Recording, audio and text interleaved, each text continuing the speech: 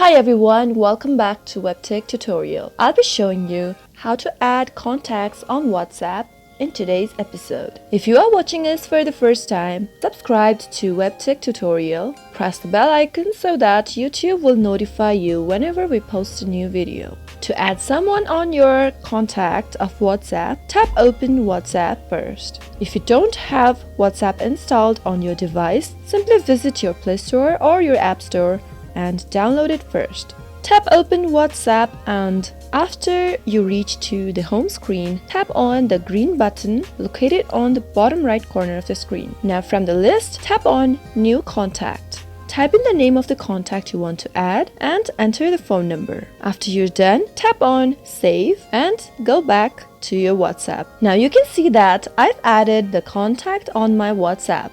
I hope the video was useful to you. If it was, go ahead and give it a thumbs up. Comment down below in the comment box if you have any feedbacks for us. I'll be back again with more videos soon. Thank you for watching.